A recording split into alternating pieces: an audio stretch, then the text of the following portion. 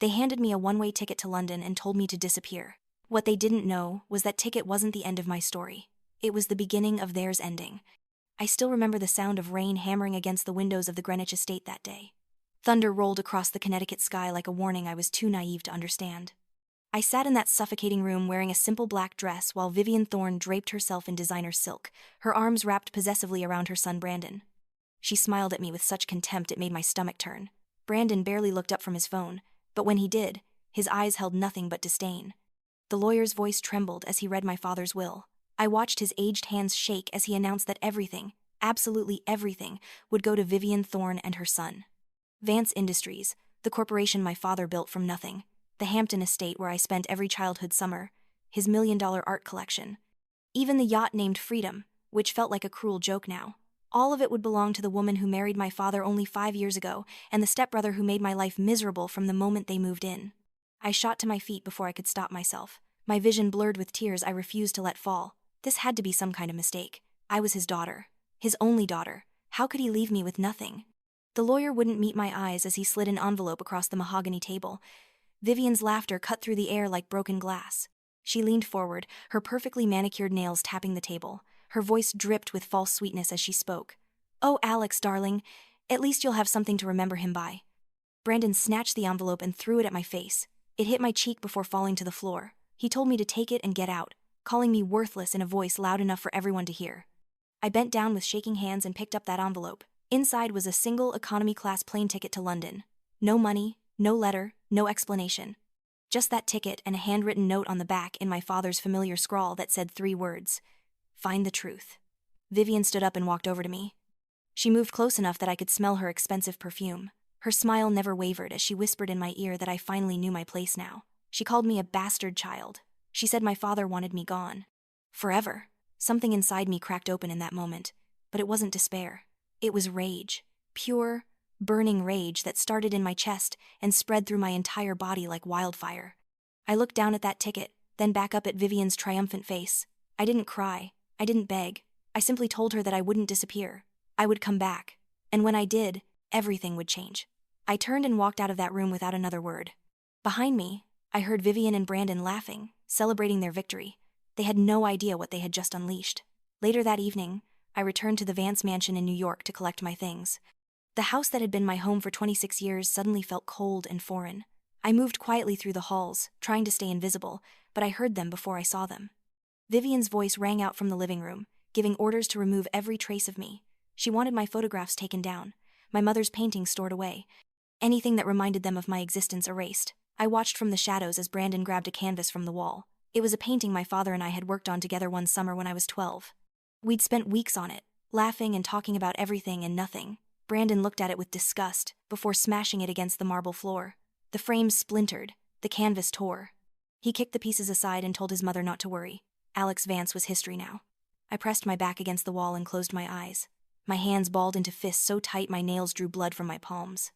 I memorized every word they said, every cruel laugh, every dismissive gesture. They thought they had won.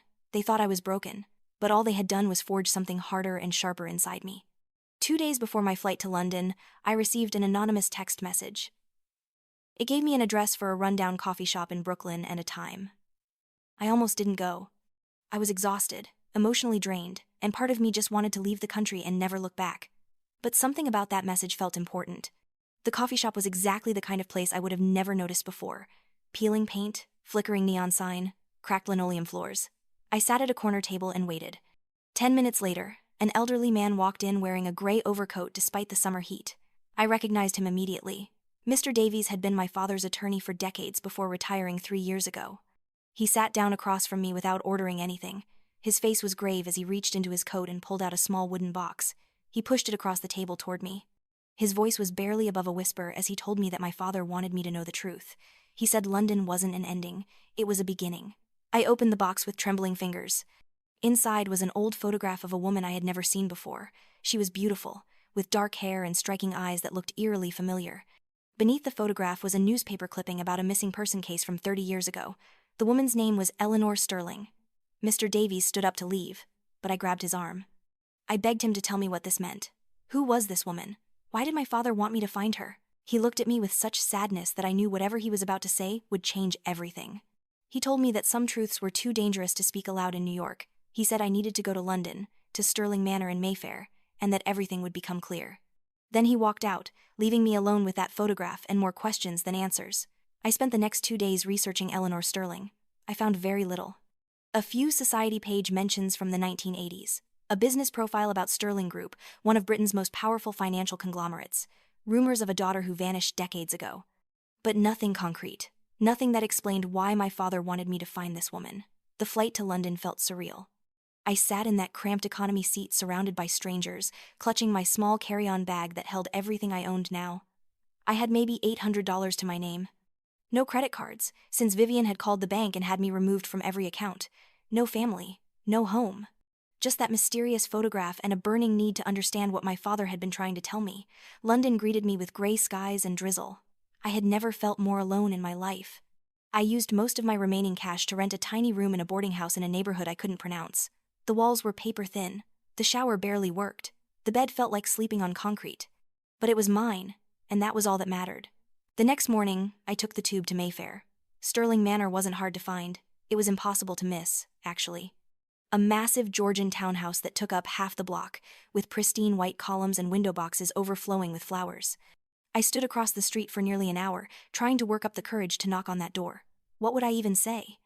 Hello, I'm looking for a woman who might not even exist based on a cryptic note from my dead father, but I hadn't come this far to turn back now. I crossed the street, climbed the steps, and rang the bell. Footsteps approached from inside. The door opened to reveal an elderly man in a formal suit. He looked at me for a long moment, his expression unreadable. Then he spoke my name, Miss Alexandra Vance. His voice was steady and sure. He told me they had been waiting for me. I felt the ground tilt beneath my feet. How did he know my name? How did anyone here know I was coming? The man, who introduced himself as Alfred, stepped aside and gestured for me to enter. I walked into that house feeling like I was stepping into another world. Everything was elegant and refined. Oil paintings in gilded frames, Persian rugs over hardwood floors, crystal chandeliers that caught the light and scattered it in rainbow patterns across the walls. Alfred led me through the house to a sitting room overlooking a private garden. He told me to wait, that Lady Sterling would be with me shortly. Lady Sterling, Eleanor Sterling. My heart pounded so hard I thought it might break through my chest. I paced the room, unable to sit still, my mind racing with possibilities and impossibilities. When the door opened again, I turned and saw her. Eleanor Sterling was probably in her 60s, but she carried herself with the kind of grace that made age irrelevant. She wore a tailored suit in deep navy. Her dark hair was swept back from her face. But it was her eyes that stopped me cold. They were exactly like the eyes I saw in my mirror every morning. She stood in the doorway for a long moment, just looking at me. Then her face crumpled with emotion, and she whispered words that made no sense. My daughter. Finally, you've come home. I backed away from her, shaking my head. This was insane. My mother died in a car accident when I was 2 years old. My father had told me that story my entire life. I had visited her grave every year on the anniversary of her death. This woman, whoever she was, couldn't be my mother. But Eleanor moved closer, her eyes never leaving mine. She reached up and touched my face with trembling fingers. She pointed out a tiny birthmark just below my right eye. She said I had the same one in the same place as a baby.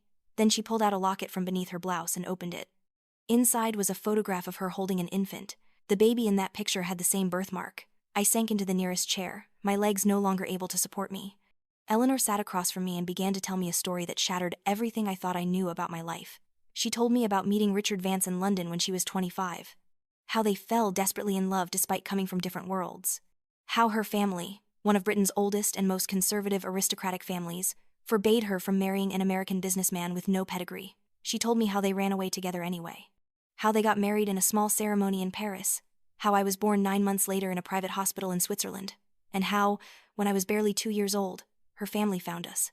They threatened Richard with legal action, with financial ruin, with anything they could think of to make him leave. Her father, the patriarch of the Sterling family, gave Richard an ultimatum: leave England with the child and never contact Eleanor again, or face criminal charges for kidnapping. Eleanor's voice broke as she explained how Richard chose to protect me. How he took me back to America and told everyone that my mother had died. How he raised me alone, never telling me the truth because he was terrified that Eleanor's family would take me away. How he kept my existence hidden from the Sterlings for over 2 decades. She said everything changed when her father died 3 years ago. With him gone, Eleanor finally had the freedom to search for her missing daughter. She hired investigators. She confronted Richard through intermediaries.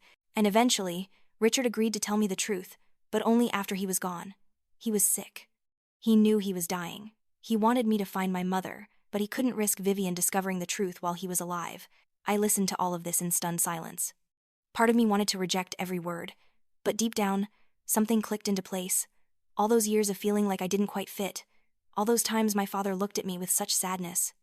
All those questions he never answered about my mother. It all made a horrible kind of sense now. Eleanor reached into her jacket and pulled out a letter.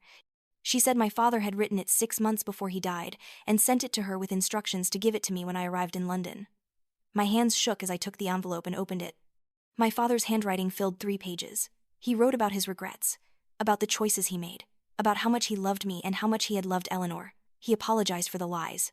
He explained that Vivian had been a mistake, a desperate attempt to give me a mother figure after years of being alone.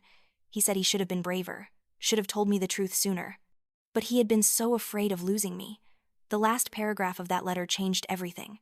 He wrote that he knew Vivian would try to take everything after he died. He knew she had been manipulating him for years, positioning herself to inherit his fortune, so he had created a backup plan. He had ensured that I would find Eleanor. Because Eleanor Sterling wasn't just my mother.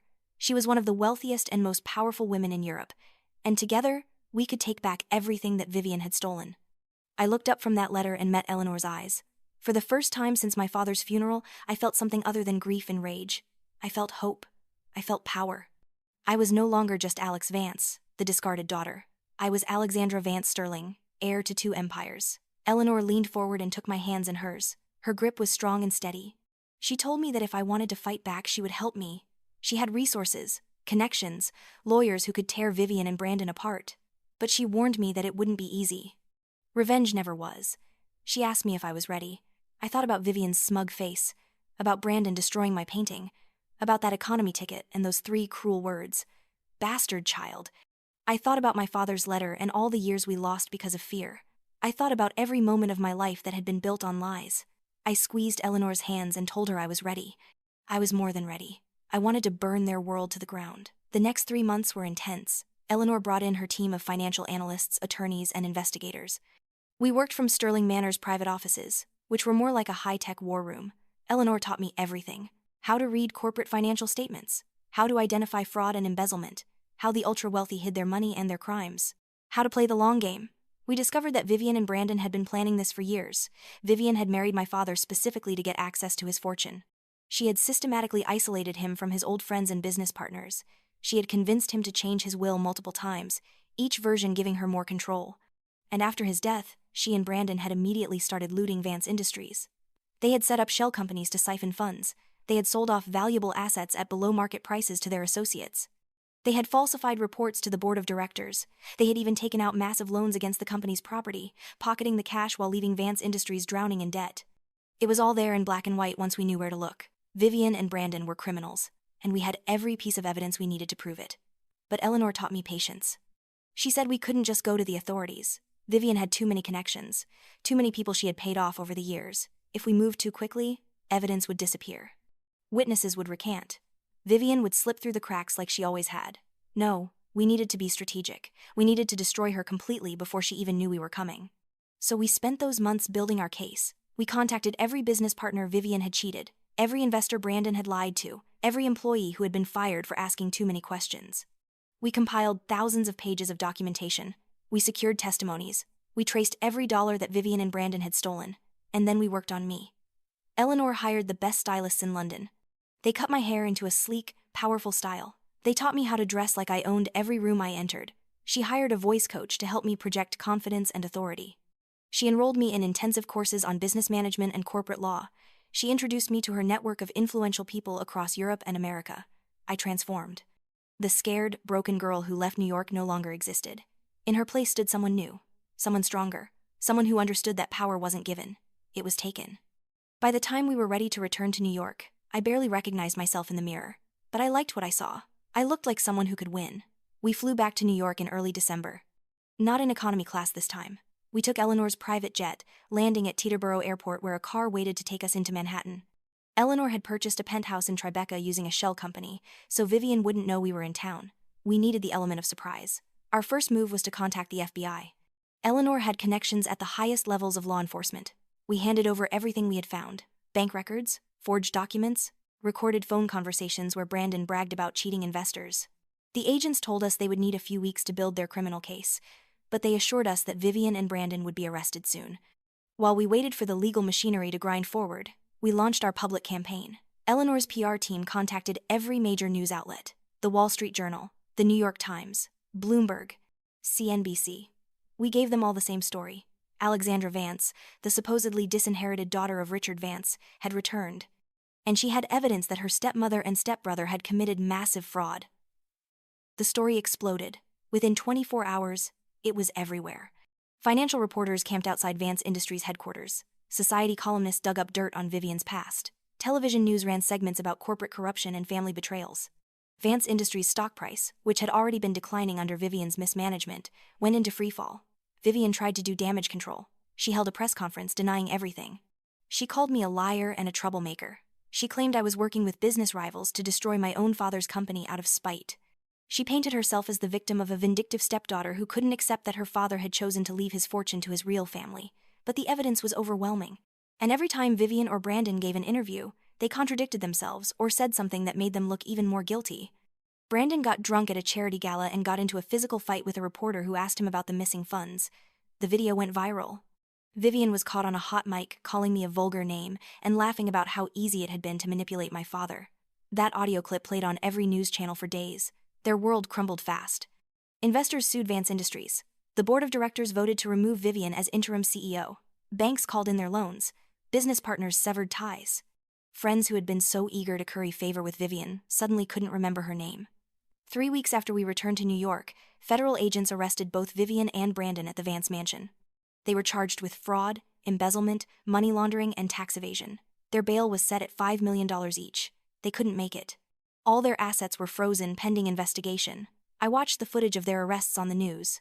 Vivian being led out of the mansion in handcuffs, her makeup running down her face. Brandon shouting at the cameras, blaming everyone but himself. It should have felt satisfying. It should have felt like justice. But all I felt was empty. Eleanor must have sensed my mood because she came and sat beside me on the couch. She turned off the television and asked me if I was okay. I told her the truth. I wasn't sure. I had spent so much time focused on revenge that I didn't know who I was, without that burning anger driving me forward. She smiled sadly and told me that revenge was never the ending people thought it would be. She said the real work started now. The work of healing. Of building something positive from all this destruction. Of figuring out who Alexandra Vance Sterling wanted to be. We spent Christmas together at Sterling Manor, just the two of us. It was quiet and peaceful. We cooked dinner together, laughing when we burnt the turkey. We exchanged small gifts. She gave me a bracelet that had belonged to her mother. I gave her a framed photograph of the three of us that I had found in my father's study, hidden away in a drawer. My mother, my father, and me as a baby. The family we could have been. The criminal trial started in March. It lasted 6 weeks. I attended every day, sitting in the front row so Vivian and Brandon had to see me whenever they looked out at the courtroom. The prosecution presented our evidence methodically and thoroughly. Defense attorneys tried every tactic they could think of, but nothing worked. The facts were the facts. Vivian took the stand in her own defense. It was a disaster. She tried to play the sympathy card, claiming she had only wanted to secure a future for her son, but under cross-examination, she fell apart. She admitted to things her lawyers had specifically told her to deny. She contradicted her earlier testimony. By the time she stepped down, even her own attorneys looked defeated. The jury deliberated for less than 4 hours. They found both Vivian and Brandon guilty on all counts. Sentencing came 2 weeks later. Vivian got 18 years in federal prison. Brandon got 15. They would both be in their 60s before they were eligible for parole. I watched them being led away and felt nothing. No triumph, no satisfaction, just a sense of finality. This chapter of my life was over. With Vivian and Brandon in prison, the courts had to sort out what happened to the Vance Industries assets. It turned out my father's original will, the one he had written before marrying Vivian, was still legally valid. The newer wills had all been created under duress and manipulation, which made them voidable. As his biological daughter, I was his rightful heir. I could have taken everything. The company, the properties, the art collection, the yacht, all of it could have been mine. But I didn't want it. Not really. Vance Industries was tainted now, associated with fraud and corruption. The Hampton house held too many bad memories. Even my father's art collection felt like it belonged to someone else's life. Instead, Eleanor and I came up with a different plan. We sold Vance Industries to a reputable private equity firm with the stipulation that they keep all the existing employees and maintain the company's operations. The proceeds from that sale, along with the recovered stolen funds, went into a new charitable foundation. We called it the Vance Sterling Foundation, dedicated to helping women who had been victims of financial abuse and manipulation. We kept only one property, the Vance Mansion in New York. Eleanor helped me renovate it completely. We stripped away everything that reminded me of Vivian and Brandon. We repainted. We refurnished. We turned my father's study into a library. We converted Brandon's old room into a home office. We made it ours. The first year after the trial was strange. I had spent so long focused on revenge that I didn't know what to do with myself once it was over. Eleanor was patient with me. She encouraged me to explore, to try new things, to figure out what made me happy. I discovered that I actually enjoyed business, not the cutthroat, corrupt side that Vivian had represented, but the challenge of building something meaningful. Eleanor brought me into Sterling Group as a junior executive. I worked my way up slowly, proving myself at each level. I learned from the best minds in finance and management. I made mistakes and learned from them. I built my own reputation separate from both my father's name and my mother's legacy. I also started therapy. I had decades of trauma to work through. The loss of my father, the discovery that my entire childhood was built on lies, the abuse from Vivian and Brandon, the weight of orchestrating their downfall. A good therapist helped me understand that healing wasn't linear, that I could be both strong and vulnerable, that forgiveness didn't mean forgetting. I never forgave Vivian and Brandon. I don't think I ever will, but I learned to stop giving them power over my emotional state. They were in prison. I was free. That was enough. 5 years after that terrible day in Greenwich, I stood on the balcony of the Vance Mansion, looking out over Central Park. The spring air was warm and fresh. Cherry blossoms bloomed in the trees below. Somewhere in the distance, I heard children laughing in a playground. My phone buzzed with a notification. It was an email from the Vance Sterling Foundation. They were opening their 10th shelter for domestic abuse survivors. The attached photos showed a beautiful facility with private rooms, counseling services, job training programs, and childcare. The director wrote that they had helped over 2,000 women escape dangerous situations in just the past year. I smiled and saved the photos. This was my father's real legacy, not Vance Industries. Not his fortune, but the lives we were changing with the resources he had left behind. Eleanor appeared beside me carrying 2 cups of tea. She had officially retired from Sterling Group last year, handing the reins over to her carefully groomed successors. I had declined the CEO position, preferring to focus on the foundation and my work on the board. We spent most of our time now between New York and London, finally able to be mother and daughter without the weight of the past crushing us. She asked me what I was thinking about. I told her I was thinking about that plane ticket, that one-way economy ticket to London that Vivian had thrown in my face like garbage. I said it was funny how something meant to destroy me had ended up saving me instead. Eleanor nodded thoughtfully. She said that sometimes the worst moments in our lives are actually doorways. We just can't see it at the time. We only see the pain and the loss. But if we're brave enough to walk through those doorways, we might find something better on the other side. I thought about everything I had lost. My father, my childhood home, the simple, uncomplicated life I thought I had. I thought about everything I had gained. My mother, my strength, my purpose. A chance to make a real difference in the world. The losses hurt. They would always hurt. But I wouldn't trade what I had become. I wouldn't go back to being that naive girl who thought love and loyalty were enough, who thought being good meant accepting whatever scraps people threw at her. Who thought family meant letting yourself be destroyed, rather than setting boundaries. A letter arrived that afternoon from the Federal Correctional Institution where Vivian was serving her sentence. It was her 5th letter in as many years. I recognized her handwriting on the envelope. I didn't open it. I never opened them. They all went straight into the trash. I knew what they said anyway. Eleanor had opened the first one out of curiosity. It was full of self-pity and justifications. Vivian claimed she was sorry, that she had made mistakes, that she hoped we could reconcile someday, that she was suffering in prison and needed money for the commissary. Every letter was the same, a mix of fake apologies and manipulative requests. She never took real responsibility. She never acknowledged the actual harm she had caused. She just wanted me to feel sorry for her so I would send money or hire better lawyers or campaign for her early release. I felt nothing when those letters arrived. No anger, no satisfaction, nothing. Vivian Thorne was simply irrelevant to my life now. She existed in the past. I existed in the present, building toward a future that had nothing to do with her. That evening, Eleanor and I hosted a dinner party.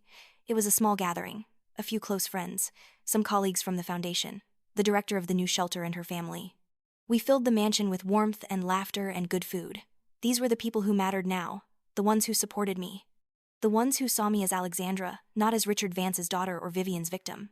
Late that night, after everyone had gone home and Eleanor had retired to her room, I walked through the mansion alone. I trailed my fingers along the walls, remembering how cold and empty this place had felt 5 years ago. How Vivian and Brandon had tried to erase me from every corner of it, but they had failed. I was still here, stronger than ever. This house was mine again, but on my own terms, filled with my own memories, my own life, my own hard-won peace. I ended up in the library, in front of the painting that hung above the fireplace. It was a new work, commissioned from a young artist the foundation supported. It showed a woman standing at the edge of a cliff, looking out at the sunrise. Her back was to the viewer, but you could see the strength in her posture, the determination in how she faced that new day. The artist had titled it Phoenix. I had bought it the moment I saw it, because that's what this journey had been about. Burning down in flames and rising from the ashes as something new, something that couldn't be destroyed by cruelty or greed or betrayal.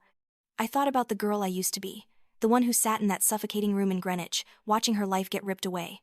I wished I could go back and tell her that she would survive this, that she would come out the other side stronger, that the worst moment of her life would become the catalyst for everything good that came after.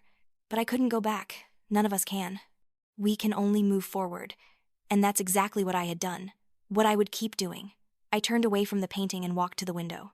Outside, New York glittered with a million lights. Somewhere in this city, women were trapped in situations like I had been, controlled, manipulated, told they were worthless, made to believe they deserved the abuse. The foundation would help some of them, not all. We couldn't save everyone, but we could make a difference. We could show them that escape was possible, that there was life after betrayal, that they could rebuild. My phone buzzed again. A text from Eleanor. Just 4 words. Proud of you, darling. I smiled and texted back. Thank you for everything, Mum. Mum. It had taken me almost 2 years to call her that. The word had felt strange in my mouth at first, loaded with decades of grief for a mother I thought I had lost. But Eleanor had been patient. She never pushed. She just showed up, day after day, proving that she wasn't going anywhere, that I could trust her, that she was really, truly my mother. Now the word felt natural. Right. Like coming home. I left the library and climbed the stairs to my bedroom. Tomorrow I had meetings at Sterling Group, lunch with the foundation's new grant coordinator, dinner with a friend from my business management courses. A full life. A real life. Not the performance I had put on for years, trying to be good enough for a father who couldn't be honest, and a family who saw me as an obstacle. I got ready for bed, catching sight of myself in the bathroom mirror. I studied my reflection like I always did now, looking for traces of that scared girl. She was still in there somewhere. She would always be part of me, but she didn't define me anymore. I was Alexandra Vance Sterling, daughter of Eleanor Sterling, survivor of Vivian Thorne's schemes, executive at Sterling Group, founder of a foundation that changed lives, a woman who had walked through fire and learned to carry her own light. Vivian had meant that plane ticket as a curse, as a final insult, as a way to erase me from existence. But it had been a gift, the greatest gift anyone could have given me, because it forced me to leave behind everything I knew. To search for truth in the ruins of my shattered life, to discover strength I didn't know I possessed. I climbed into bed and turned off the light. The last thing I thought before sleep claimed me was simple but profound. They tried to destroy me. Instead, they set me free, and that freedom was worth everything.